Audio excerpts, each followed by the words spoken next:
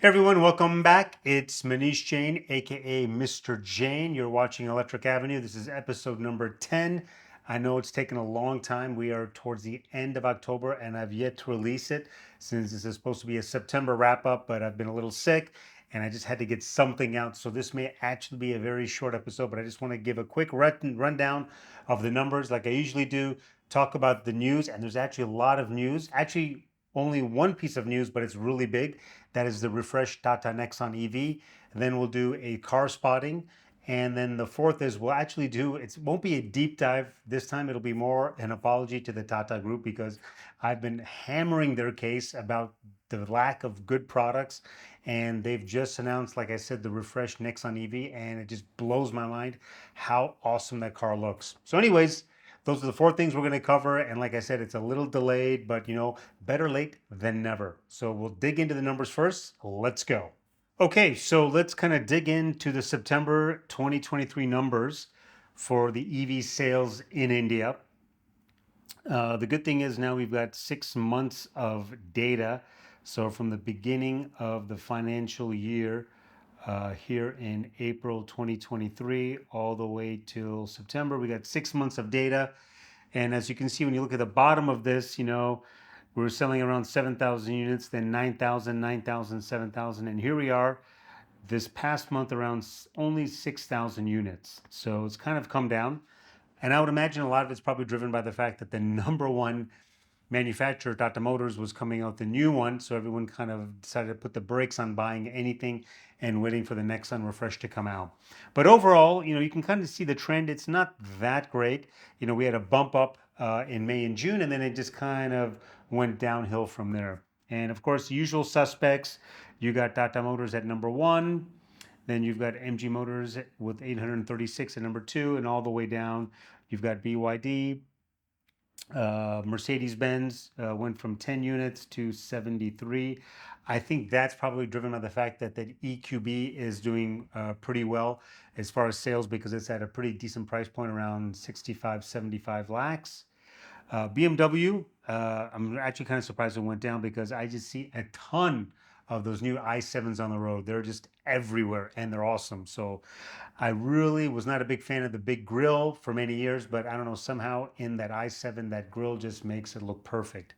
So anyways, if you kind of go down, same thing. Volvo, it's got 47 units. Kia, with their EV6, they got 29 units. Audi 22, Porsche 5, and Jaguar only 2. And I'm even surprised that they sold those two. So overall, like I said, around 6,062 units. So that's kind of the wrap up for September 23 for EV sales in India. So as I mentioned, the big news in September was the launch of the refreshed Nexon platform, both the ICE variants and the EV version. And it's significant because the truth is that's the number one selling EV in India. So anytime they do something, it makes a lot of waves in the market. And funny thing is when I launched this, Electric Avenue YouTube channel about a year ago, I told myself I'd really never talk about the Tata or the Tata Nexon because I didn't think they were exciting or the group wasn't going in the right direction. But I must say that when they launched this in September, the refresh, it kind of completely blew my mind.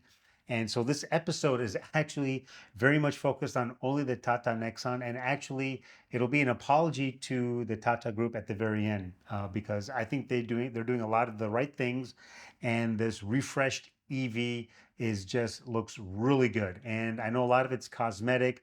There is some functional changes and some stuff in the motor, but I feel that hopefully a lot more of it will change in the future. But at least they're getting towards something that looks good, and that for me was one of my biggest gripes. But the other big gripe I have, though, actually, is the way these car manufacturers try to control the news cycle around their launches. So Nexon is a perfect example of it. How on September 1, they launched the Nexon ICE variant, and they talked about it. Then a week later, they launched the EV facelift variant, and they talked a little bit about it. And then a week after that, they launched the Nexon pricing was announced. So, for almost 14 days, Tatas were trying to control the news cycle around the Nexon. And I get it, everyone's so busy, things are happening. So I'm not surprised. But, it's just very annoying. I wish they would have just had one event, revealed everything, and then everyone could digest it. But no, we had to kind of wait for bits and pieces and scraps. And oh well, that's just the way it is.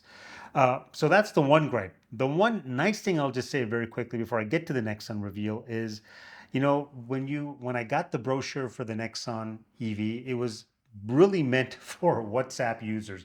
I mean, it wasn't like a typical, long format PDF and then you have to scroll in. It was, more this way. So you could just kind of scroll all the way down. You didn't have to pinch in and zoom out and check everything out. So I thought that was actually a smart thing to do because they probably know a lot of the information is being shared via WhatsApp in India. And I thought that was a really good way of taking advantage of it.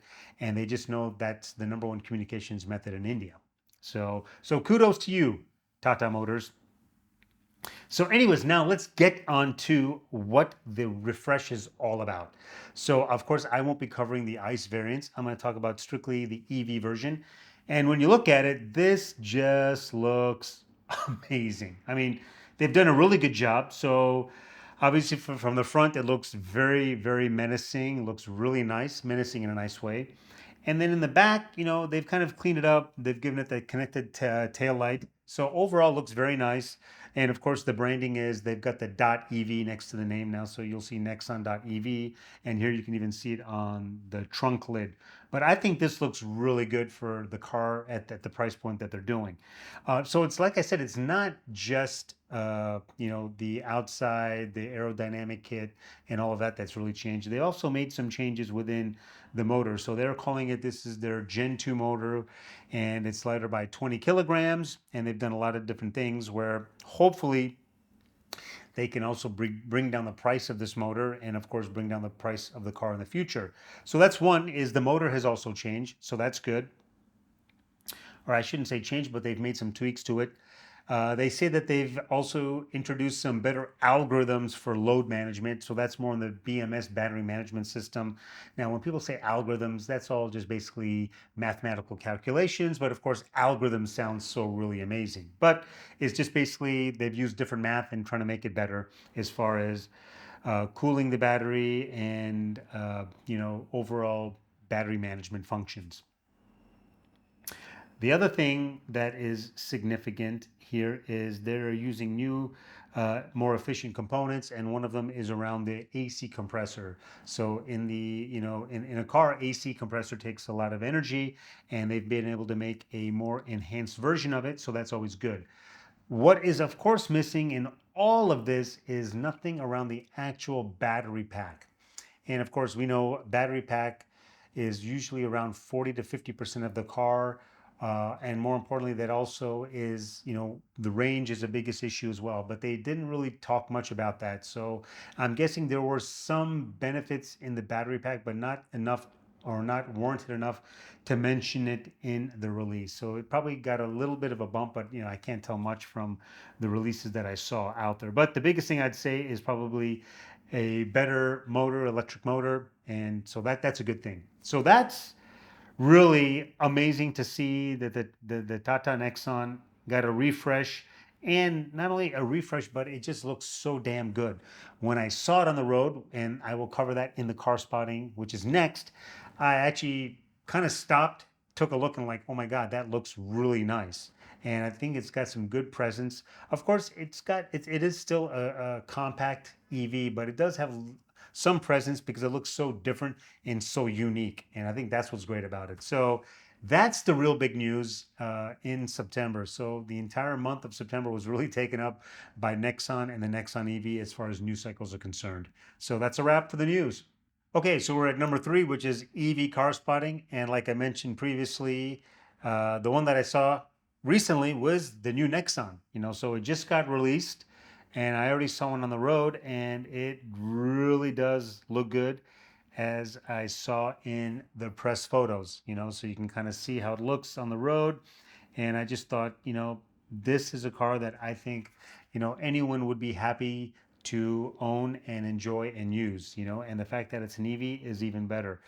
So overall, I thought it looked really good. I didn't get any pictures of the front. I only was kind of focused on the back because I think the back looks really nice with that connected tail light or the light bar. And of course, it's got green plates since it's an EV.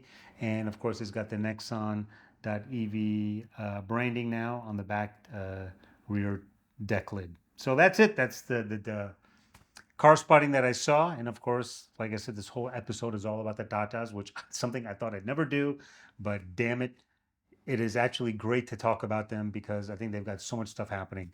So let's move on to the deep dive, which again is about the Tata Group. All right, so we're kind of coming to an end of this episode. And as I mentioned, this is probably going to be a short one because I'm still feeling the effects of being, sick over the last 3, 4 days, but I just had to get something out. But anyways, for this deep dive, this is not really a deep dive. It's more of an apology, mea culpa to the Tata Group because I've been hammering them, like I said, on not really having great products or a vision. But I think they are doing things in the Tata way, which is very diligently and deliberate. And in the end, they are just going to probably rock this market because they've got the funding capabilities, they've got the talent capabilities, they've got the presence, they actually have everything. But of course, sometimes you just want them to kind of go 100x faster and get things going. But the truth is, when you go 100x faster, sometimes things don't work out because you're going so fast. But I think these guys are kind of doing it correctly. And so here's to the entire Tata group, and my apologies. I think you guys are doing a great job, and I hope to see more and more amazing products from the group. Anyways, I thought I'd take a little bit of time though just to talk about the Nexon journey.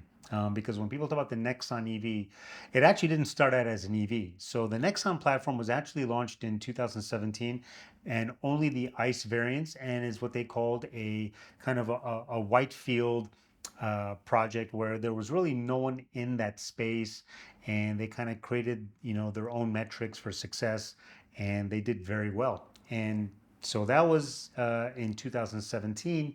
And then, crazy enough, the EV version was launched actually in late 2019, early 2020. And everyone knows the pandemic happened very soon after that. But EV was launched and they did some sales. So that's kind of, so 17 was the beginning of the Nexon platform. 2020 is when the EV version was launched. But in between that, actually, one of the things that was interesting was, the Nexon was the very first Indian made car that got a 5-star rating from the global NCAP, and that was done in December 2018. So for me, that just shows you where the Tatas are going with this. They want to make sure that they build a quality car, quality product, great pricing, and for the world. And I'm guessing they might have probably had some stumbles with the Tata Nano and they didn't want to go down that path. And so I think they've kind of taken all of the learnings from the failing of that project and rolling it into the Nexon. And it's very apparent, because at that time people were saying, is that car safe? Is it worth buying the Nano? And I think they just wanted to eliminate all of that. And so, like I said, Nexon was the very first, global NCAP 5-star rated car. And that's just an amazing testament to the Tata Group. And of course, the very first facelift just happened last month, which was in September 2023. And it is now the best selling EV in India. So that's kind of a wrap up. Like I said, I would have loved to do more, but like I said, I'm still kind of feeling a little ill. And I'm hoping to maybe do a deep dive, much, much deeper into Nexon in a further later episode, and we'll see where we can go with that. One last thing I want to take away is, I also kind of complained about how Tatas have all these different people in the organization, and why can't they get someone from TCS to lead the digital initiative at Tata Motors? So, well, what do you know? Apparently, in August 2023, I saw this on my LinkedIn. They hired someone who is now going to be the Chief Digital and Information Officer at Tata Motors. And where did he come from? The guy had 20 years of experience at TCS. So that to me just shows you that these guys are going to pick the best and the brightest within the organization and put them on, Team Tata Motors, because I think that's where the excitement is. And so this was really exciting for me to see because it kind of shows you that they're kind of putting all the pieces together. So, anyways, That's a wrap for episode number 10 of Electric Avenue, and I hope to see you guys next time. Take care. Till next time. Oh no, we're gonna rock down to Electric Avenue, and then